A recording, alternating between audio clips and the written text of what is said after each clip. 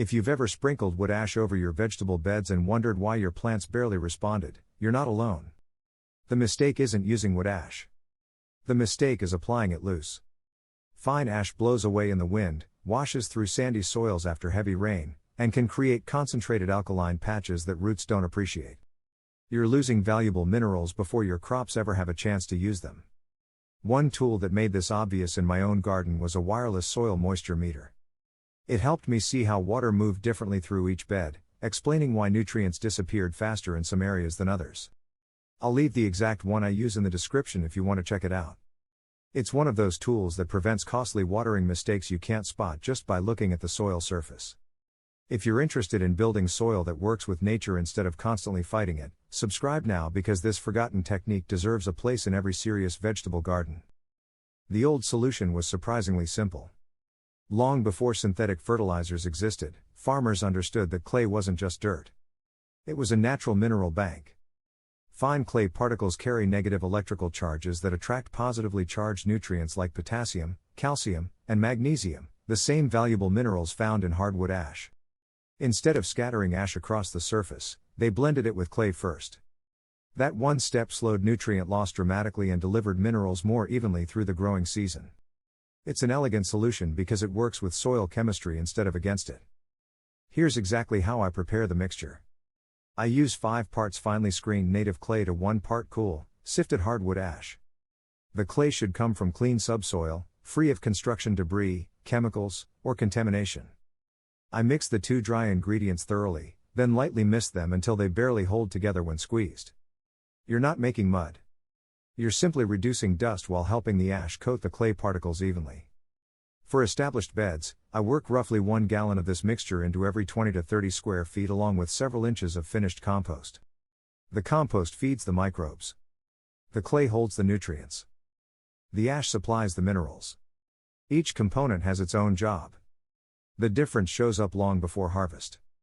One thing I've consistently noticed is steadier plant growth. Tomatoes don't surge after fertilizing and then stall a month later. Peppers stay darker green through midsummer. Corn maintains stronger color during rapid growth. Brassicas produce larger heads without needing constant supplemental feeding.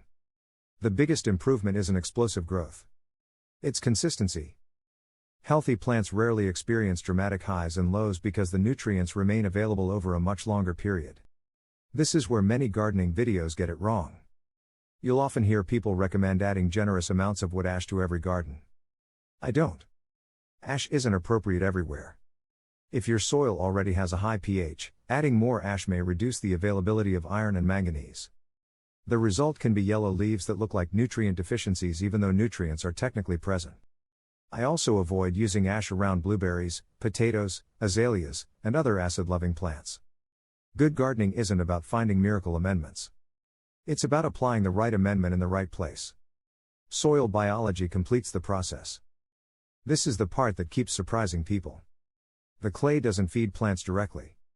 Instead, it holds nutrients close to the root zone while compost supports bacteria and fungi that gradually convert those nutrients into forms plants can absorb. I've dug into beds using this method after an entire growing season and found darker, more crumbly soil with noticeably better aggregation and more earthworm activity. Healthy biology develops when nutrients stay where microbes can actually use them. That's one reason this method continues improving the soil long after the initial application. Even raised beds can benefit. Many commercial raised bed mixes contain plenty of organic matter but relatively little mineral content. They're light, easy to work, and drain well. Sometimes they drain a little too well. Adding a modest amount of clay and ash mixture increases nutrient holding capacity without making the soil heavy or compacted. I've seen raised beds require fewer fertilizer applications after making this adjustment because nutrients simply stayed in the root zone longer. That's exactly what serious gardeners are trying to achieve. Precision nutrition starts with understanding the soil. Plants don't care how expensive your fertilizer is. They care whether nutrients remain available when roots need them. Mixing wood ash with clay won't replace compost, crop rotation, or proper irrigation. But it creates a stable mineral reserve that works with soil biology instead of relying on quick nutrient spikes. Sometimes the oldest techniques survive because they're based on principles that never stopped working.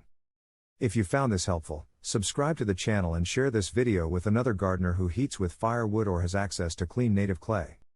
The better we understand soil chemistry, moisture, and biology, the easier it becomes to grow healthier vegetables with fewer inputs and bigger harvests year after year.